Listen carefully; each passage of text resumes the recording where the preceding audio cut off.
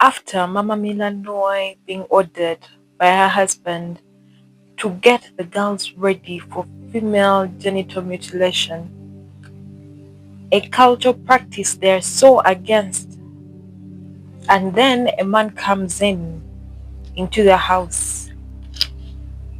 Let's see what happens in Blossoms of the Savannah, chapter 6.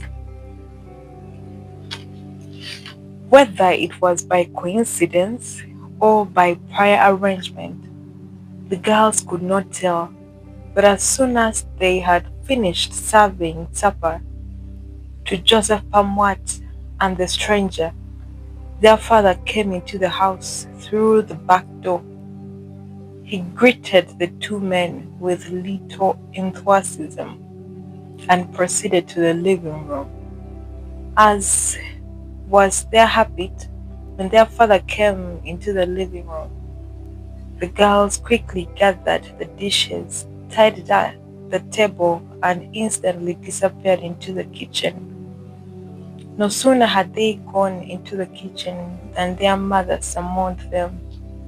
Their father wanted to speak to them.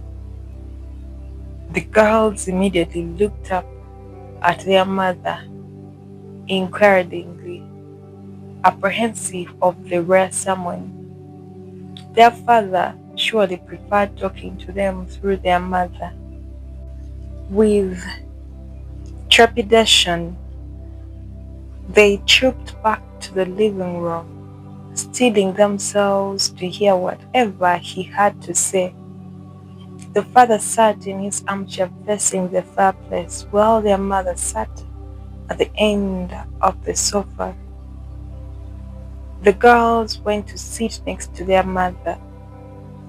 Joseph Pamwat sat in an armchair not very far from their father, and the stranger had not left the dining table where he sat alone. When he began to speak, their father did not address them directly. Instead, he addressed Joseph Pamwat. The girls knew their father well. He liked to address issues and expound on them in order to impress points upon his audience. And he was always impressive when he made his speeches. When they lived in Nakuru, he often took them to official functions or special occasions, and they loved to listen to his pompous speeches. So after meandering and digressing in the process, telling Pamwat of the difficulties he encountered going to school and how he began to plan for his own future very early in his life, he finally came to the point. "These children may not know," he said suddenly, turning his attention to his daughters. "They may not know, and I want to tell them now, that you are their brother. You are no lesser a brother to them than their own mother's son would have been. You are my son as much as their mother's son would have been my son. Perhaps their mother has already told them, and if has not, she will tell them tonight that Pamat's family and Kaelo's family are one. We are all of Himalayan clan, of Ilorasha Kineji sub-clan." He told Pamwat that he had brought up his daughter as well. They were well behaved and that he was proud of them. However, having been away from Nasida all their lives, they had missed out on the basic cultural values and that harmonized the lives of Nasila people. In addition to what they learned at school, or in addition to what they were yet to learn about through books, he stressed it was imperative that they learned habits, traditions, and their culture that would make their parents and Nasila people proud of them. He added that although he considered the girls intelligent, there was need of them to develop into responsible, mature women of the future. That was necessarily, he had said emphatically, because there was nothing better that parents looked forward to than to see their children settle in their own homes. He had hesitated to add that although at that age they might consider what he was saying as ridiculously irrelevant, he knew by experience that there was nothing better than beginning to plan for one's future early. He warned the girls that they might find a few cultural demands obnoxious, but they would have to be stoic and accept them with the understanding that it was those not too pleasant traditions that nurtured and bound their people together, and those families that had refused to rejoin their people, he added thoughtfully, had been blasted into smothered by alien cultures. It should never happen to us, he concluded dramatically. When their mother spoke to them later, emphasizing what their father had told them, they wore blank faces and deliberately concealed their reaction. She therefore did not realize that they held extremely divergent views. That was the most exciting news that Tayo had received ever since they came to Nasila. She was exultant, although their father had never for once mentioned that Joseph Amot was to coach her in traditional music and dance. The fact that he had allowed them to interact with him filled her heart with joy. She could hardly hide her elation. Even the repeated assertion that Joseph Amot was their brother by virtue of their cultural links failed to daunt her spirit. Was she simply infatuated with him? If she was, she hoped the feeling would soon simmer down. That pleased her most, however, was that she now had confidant whom she could ask some of those embarrassing questions that she could not dare ask her mother or anybody else. It was, however, different from Martian. Deep right into her heart, she was seething with ire. It irked her terribly to have had to listen to their father as he prepared them for a journey that she thought was to lead them back to the Stone Age era. She scornfully dismissed the cultural coaching that Joseph Amart was to undertake as worthless. She likened the whole saga to a grown-up person whose mind degenerated into an idiot and had to content with playing with mud. It was utter foolishness. It may not be as bad as you imagine, little sister, Tayo said, trying to mollify her angry sister. Maybe by the time Brother Pamat is through with us, we shall be the wiser. Wiser indeed, jeered Russian. Yes, by the time he shall be through with us, we shall have been taught great lessons in stoicism. We won't blink or wince even as the incrementai mutilates our sexuality into smotherances. After they got to their bedroom, Tayo poured tea flask that she carried from the kitchen into two cups. She handed one to Persian, who took it without raising her eyes. Tai was already aware of the tension between them. In all their lives, only twice had they had a serious quarrel. On each of those occasions, Tayo recalled the heart had been exacerbated by the breaking of a bond that had always been so firm as to be unquestioned. But the two had a resilient character, and no sooner had they quarreled than they were reconciled. The problem that time round was that they did not see things in the same light.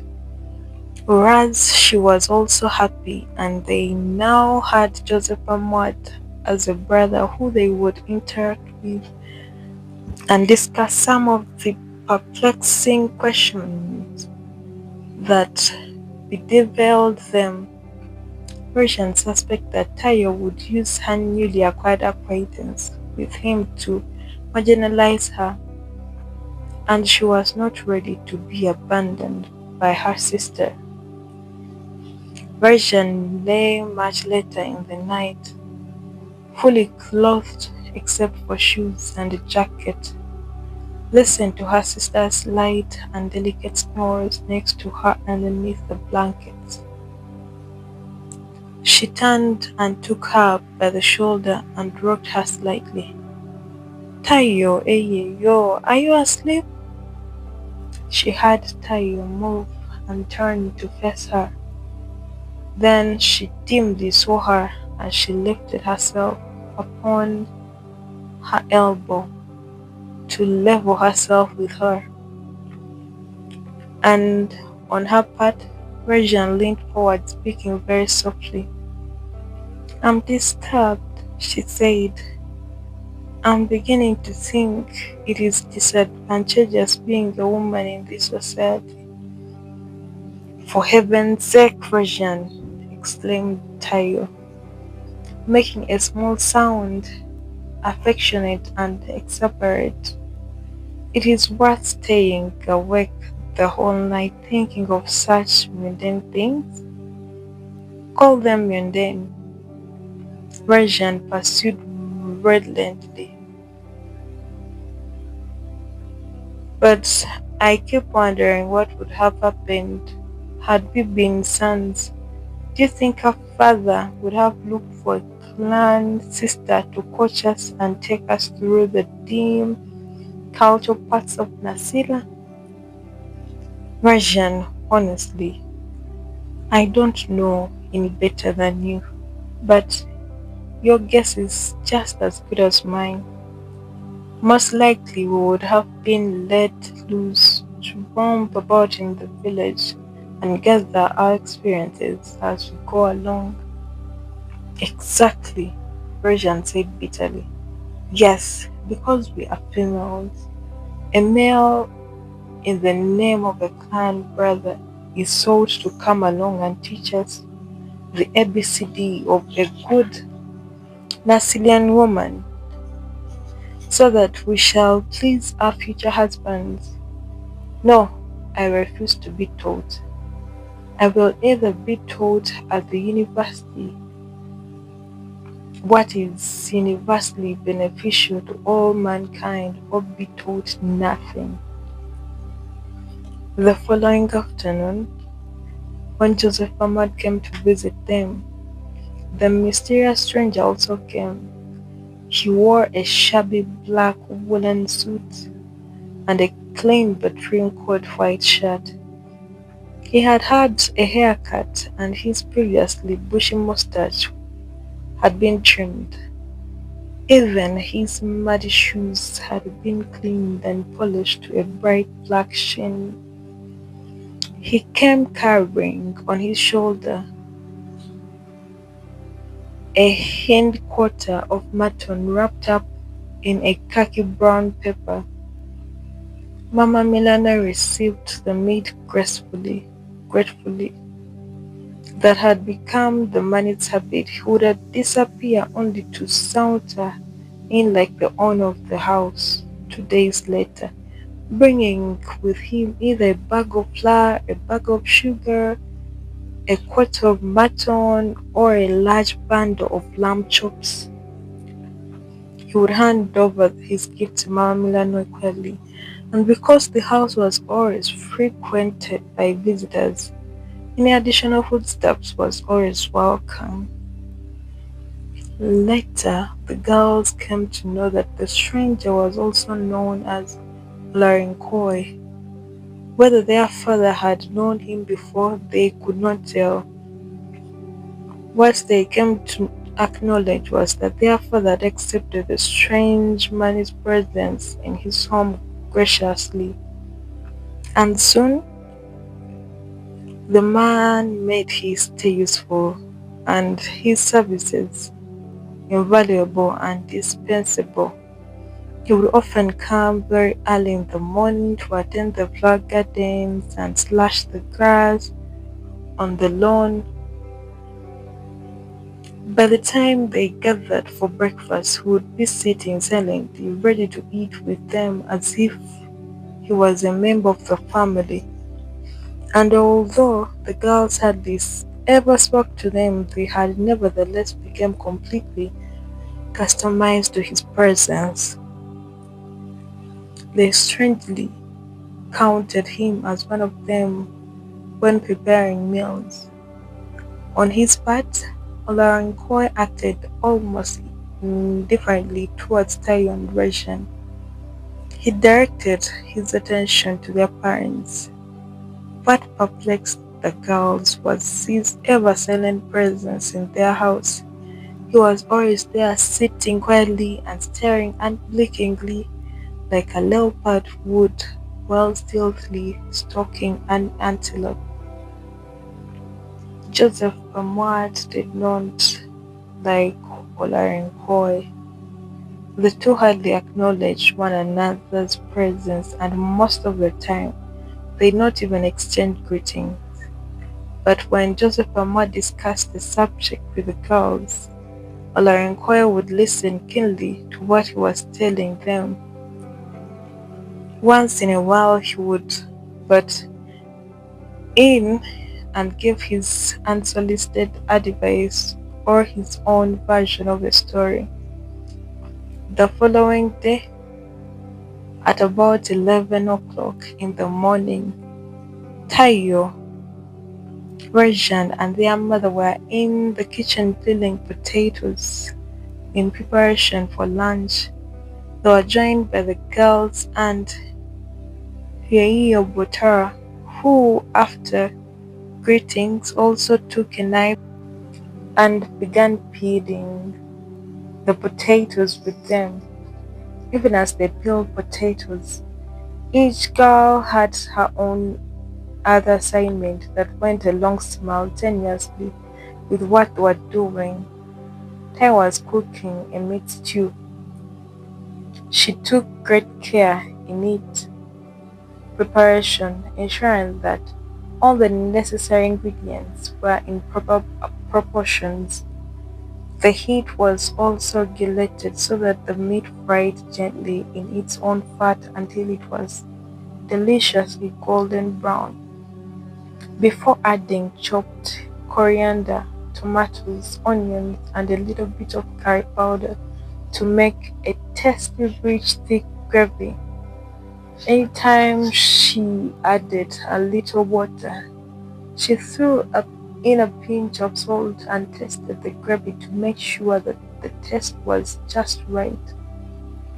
Rajan had already cooked the rice that was now simmering slowly at one corner of the kitchen.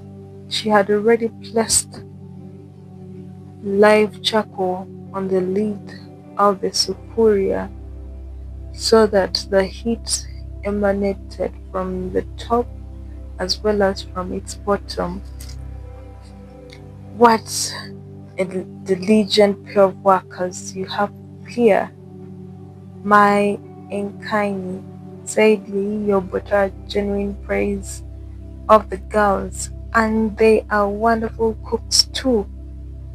Whom would they have taken after if they are not good workers? Mama Milanoy asked, equally cheerful. Their father is a diligent worker, and so am I. When they eventually get married and are accused of laziness, or when their husbands complain that they can't prepare testimonials, they will not blame us. No one can accuse us of laziness. Cutting Taio happily, her spirit buoyed up by her auntie's praise, and Yayo here has been our ever resourceful teacher. That is as it should be, Yayo Bota enthused.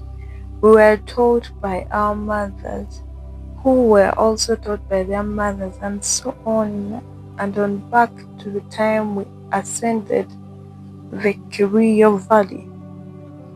I have no problem acquiring more knowledge, skills, and even specialized experience, Russian said in a defiant tone that had Tayo screaming with apprehension.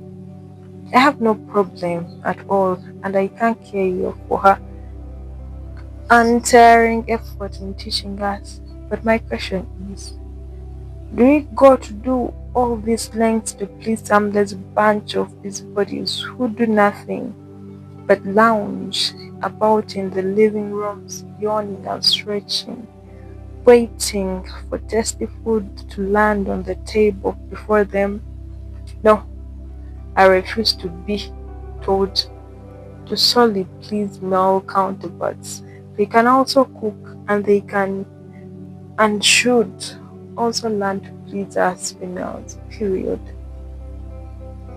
Yei Obotawa was shocked. Mama Milanoy was dumbfounded and was at a complete loss of words. Tayo stared at her sister in consternation. Rajans, yak! Pleaded Tayo. Please give respect to Yei Obota and stop your uncalled for tirade. But surely, Rajan, her mother said, regaining her composure. Have you no respect for your father, who is also male? What have gotten into you, child, lately? Turning to the girl's aunt, she added, Enkaini Yobota, this child was not like this before we came here. I don't know what has gone wrong.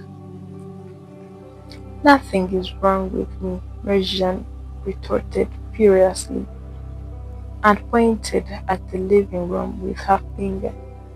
She fiercely charged. I have no quarrel with my father, for whom I have tremendous respect. It is the likes of Bolaring Boy and murdered, and all those other males who come here ordering us to do that or the other for them simply because they are males. When women visit us, they give us the leeway to respond to their requests. But as we burn our fingers here, Mr. Larenko is dozing off comfortably in our living room waiting for his lunch and possibly a little angry at the patient with us for delaying it. It is enough, cried Yeyobota viciously. She instantly abandoned the peeling of potatoes and threw the knife into the pail and held the peeled potatoes, supporting herself by holding onto a nearby wall. She painfully lifted her large heavy body.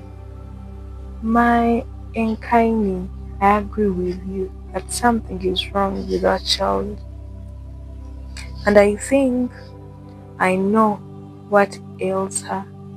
Come along with me and I will tell you what I think ails her. I'm not sick, Persian was saying when she was cut short by Tayo. Even if you're not sick, you cannot argue with the Yobota, Tayo told her sternly. as soon as they were out of the earshot of their mother and their brother. There are things one has to learn on their own. One of them is that you cannot antagonize the older people by arguing with them. However untenable their argument may be, that goes without saying. My dear little sister, I know what's wrong with your daughter. Your daughter told Mama Milanoy harshly as they walked out of the house. Your daughter has Olkuyeni. You know what that is? It's a bad spirit. And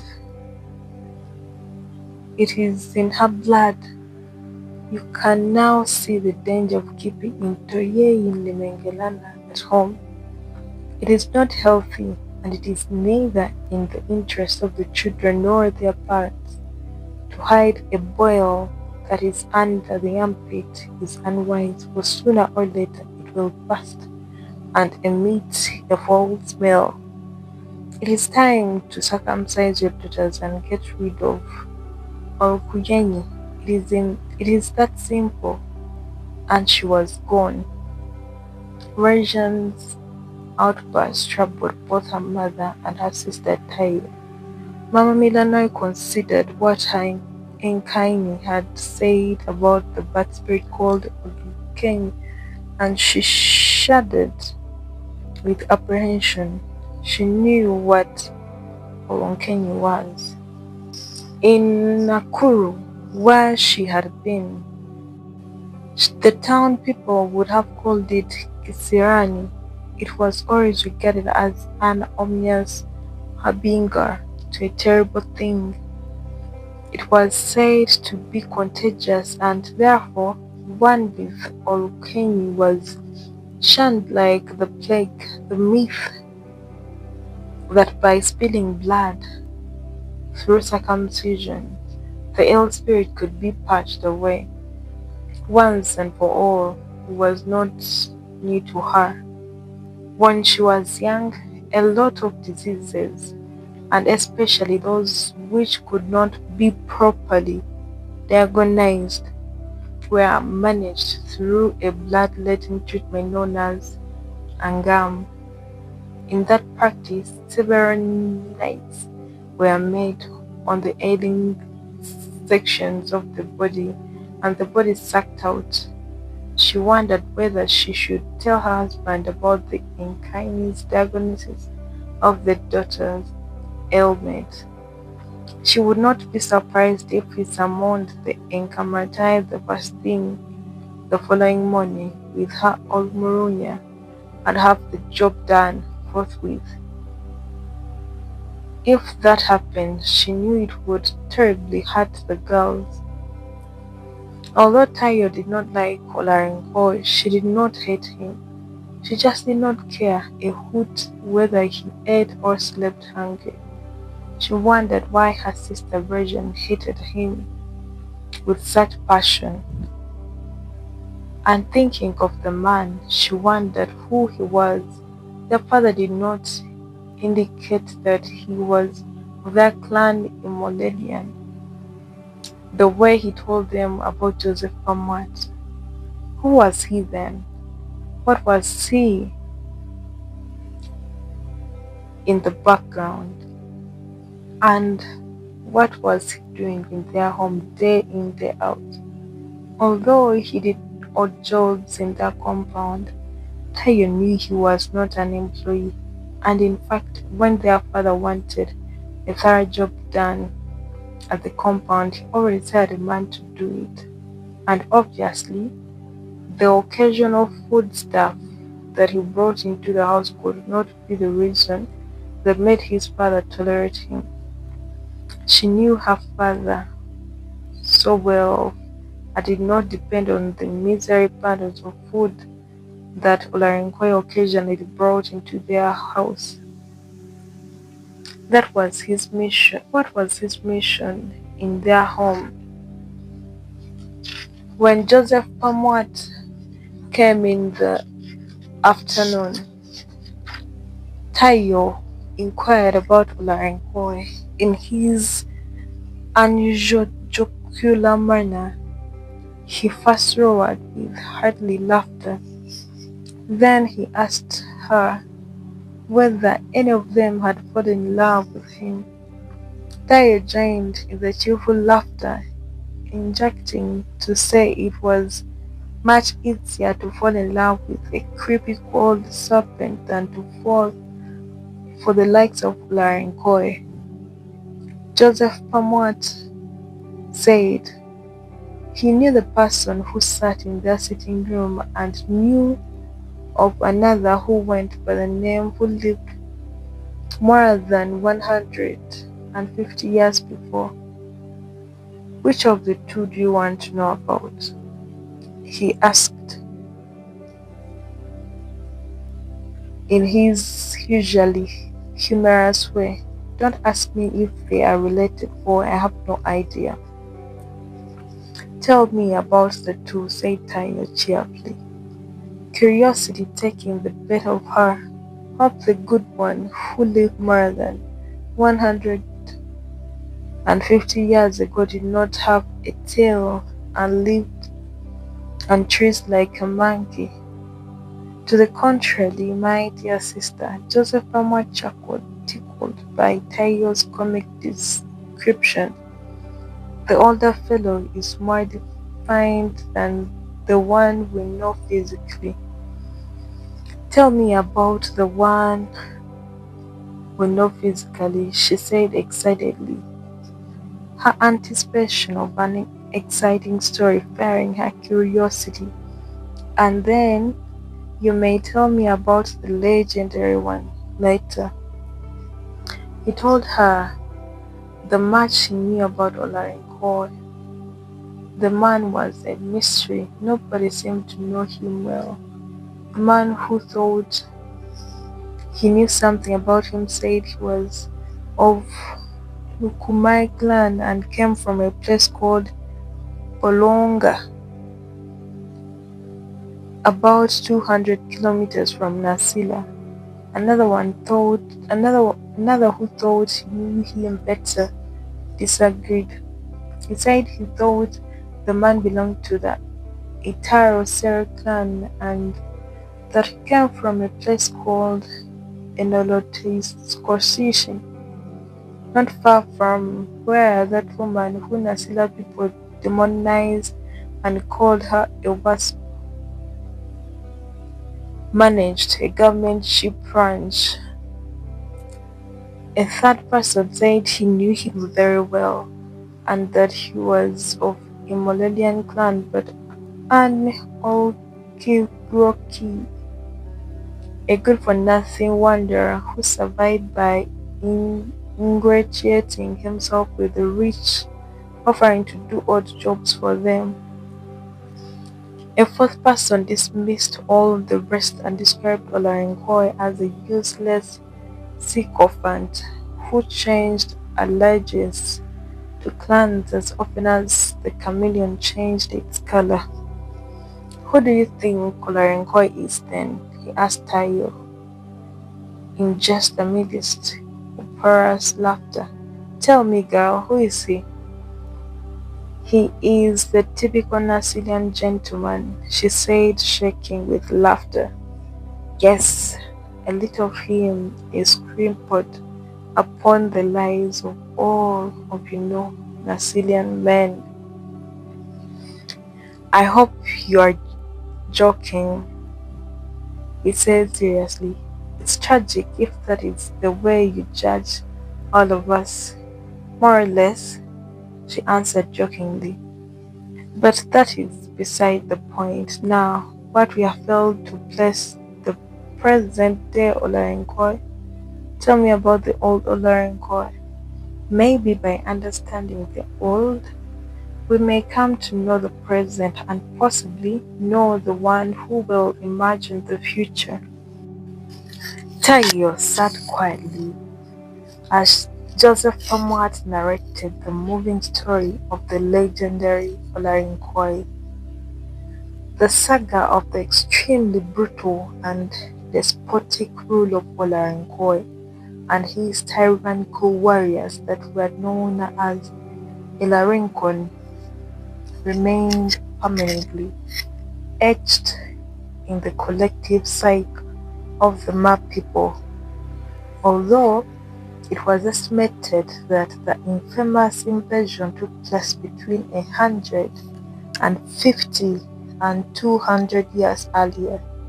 The Ma people were brutalized in such bestial cruelty that after so many years men still burned with fire while women cried with shame when they were reminded of what befell their ancestors. And to ensure that the tragic history of that dark period was never forgotten, the oppression that was visited upon them by the tyrants was always vividly described, so that the struggle to free themselves from the yoke of that tyranny became a painful reminder of what can become of a people called nothing by the enemy. The despot was said to have belonged to a splinter group of the Ma people that were left down Kerio Valley when the ladder that they had used to scale the edge of the precipice broke halfway, sending those who had not ascended hurtling down the cliffs. It was not known when the Ilarinkon reascended, but it was thought to be not less than 50 years after the first ascension. They were said to have been so frustrated by their inability to ascend that when they finally managed to climb over the precipice, they were so stressed that they looked for anyone upon whom to direct their frustration. By that time, their language had slightly changed, and their warriors were heavily built on account of the daily exercises. Their bodies were subjected a to as they built a new ladder and scaled the edges of their cliff to put the ladder in place. The spies that Olarenkoy had dispatched to gather intelligence on the Ma people immediately reported back to him that they found expansive land lush with green grass and luscious fruits of all kinds that hung down, fruit trees ready to be plucked. Wild animals roamed the lands freely, and thousands upon thousands of Ma people's cattle and sheep grazed lazily upon green pastures that stretched to the horizon. But of the people, only old men, women, and children were living in the villages. No single Moran was sighted. They learned that the Morans had gone to endure a major raid that Morans undertook from time to time as an escapade meant to keep themselves fit for battle and at the same time to intimidate the neighbors. In such raids, they did not spare any young men they came across, and they brought in all the cattle they could drive back. It was after getting the report that Olarenkoy and his men struck, although they were met with little resistance, that did not deter them from visiting their frustration upon the people of Ma. The raid was executed with such lightning speed that within days they had subdued the entire countryside and caused such mayhem and destruction as had never been witnessed by the people of Ma. It was simply a bloodbath. They slaughtered any male in their path, brutalized women and children, and burnt down homesteads. Remnants of the male survivors were so intimidated that, nudged by survival instincts, they had to quickly lay strategies in order to save their lives. They discarded their male clothing and ornaments and put on women's wrapped ones, called olokosene, and hung on their extended ear balls. Ornaments coiled or copper were known as isurutia that were normally worn by old women or by circumcision initiates who were recuperating that they did not disguise their identities and pass as women instead of men in order to escape death. Luck was not with the Ma warriors. For once, their Oloiboni, who had always prophesied their success during the enjoy, had guessed wrongly this time round. They were shocked to find the people they had gone to raid armed to the teeth waiting for them in the hills away from their villages. They engaged them in a fierce battle, and many of the Ma warriors were killed and others injured, and those who returned did not drive back any cattle. The Ma Morans, upon returning home, were immediately confronted by the hostile, battle-hardened warriors of Olarinkoi. As they descended Itepes hills, they could see file after files of the tall, muscular Ilarinkon Morans, resplendent in their red, ochre-soaked shukas. Tall maki-skin headgear swayed on their heads as they walked. They carried their heavy decorated shields, while their long spears gleamed in the shimmering hot afternoon sun. The jingles fastened onto their thighs made a terrifying clanging sound. This heightened the fearful foreboding that hung in the air. It was obvious that the Ma warriors were disadvantaged. They had been demoralized by the recent defeat and weakened by the long trek back home. Some of them were nursing injuries, while all of them were hungry and thirsty. From there, they could see that they were terribly outnumbered by their adversaries. So when the two sides finally locked horns, the battle was brutal, brief and conclusive. The Ma warriors were predictably defeated and resoundingly vanquished. Buoyed up by their victory, the Ilarinkon warriors rounded up all the Ma people and assembled them on a hill so as to intimidate them, and thereafter introduced them to their new ruler. It was then that Olarinkoi suddenly emerged from a nearby thicket. If his dramatic appearance was meant to shock the Ma people, then it more than did it. They were not only shocked by the towering giant that slotted swaggeringly towards them, but his terrifying appearance sent shivers right down into their hearts. The man was more of a monster than human. He was about 8 feet tall, and his entire body, save for the face, was hairy.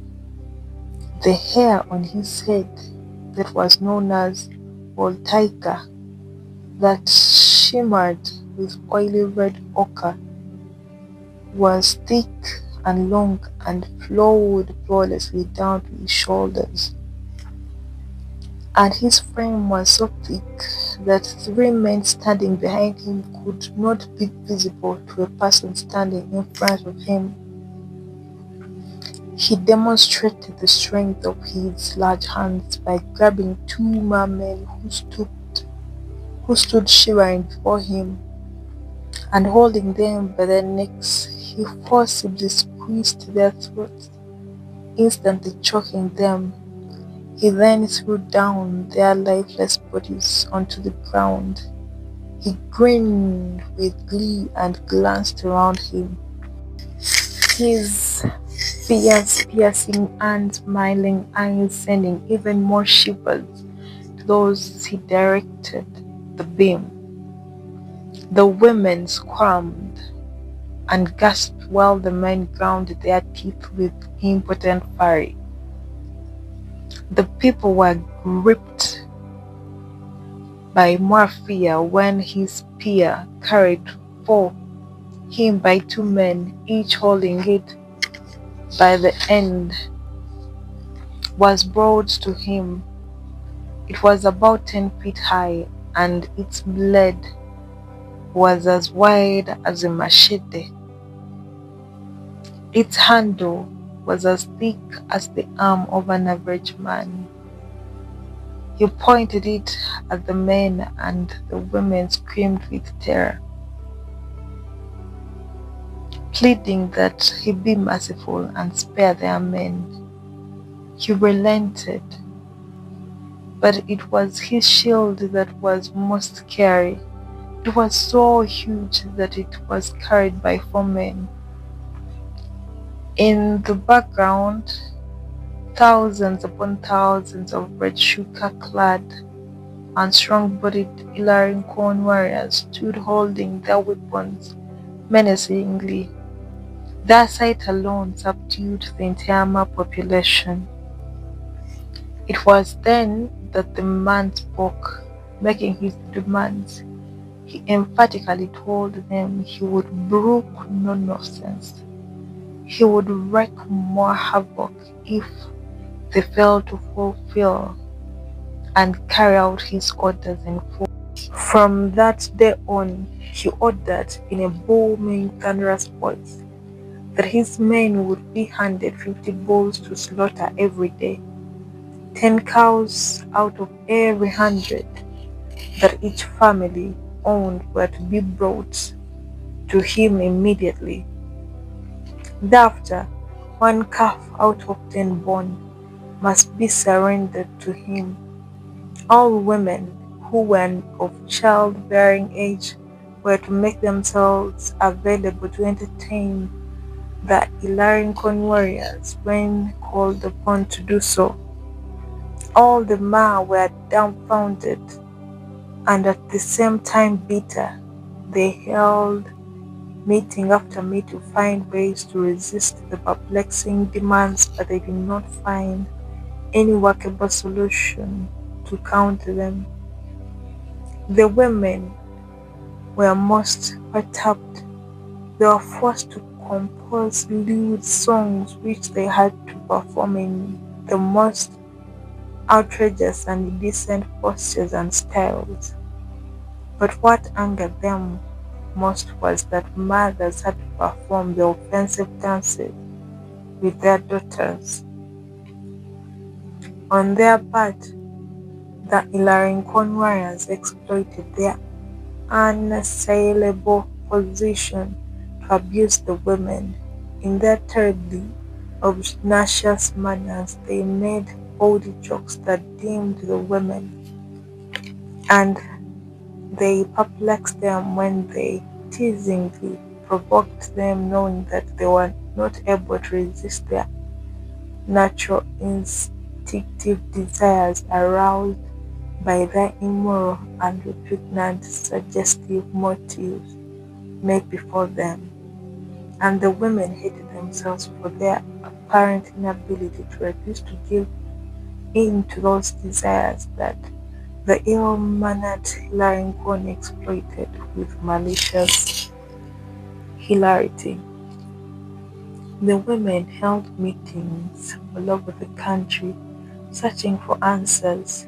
After years of searching, one woman declared that she had located within herself the source of that tenacity that caused the involuntary gravitation towards men when provoked. After debating for long, the Ma women finally said they had found the answer to their perplexity. And when the solution was tried, it worked perfectly. They then made a lasting resolution and celebrated its birth with song and dance. It was from the resolution collectively made by women of Ma that gave birth to Inkamartani, and her Olumunyere was sharpened and handed to her many years later after being subjected to all kinds of barbarities by the Elarinkon. The Mad people eventually revolted and overthrew the Olarinkoi despotic rule. They killed Olarinkoi and liberated themselves, taking back the leadership of their country. And long after the Olarinkoi and his warriors were gone, the institution that their misrule forced upon the Ma women was still strong and kicking. Joseph Amwat said triumphantly and ended his story. "Oh God!" exclaimed Tayo, shocked. "Is that a true story?" "It is a true story," Joseph Amwat confirmed seriously, "and it has been handed down from generation to generation, with very little added to it. If you want to know, that was the origin of the so-called female genital mutilation that the likes of Imran Kane has devoted their lives to fight. Regent and I are soon joining her to fight the repugnant ritual." Tayo said, equally serious. "I'll join you too," he said, warring with laughter.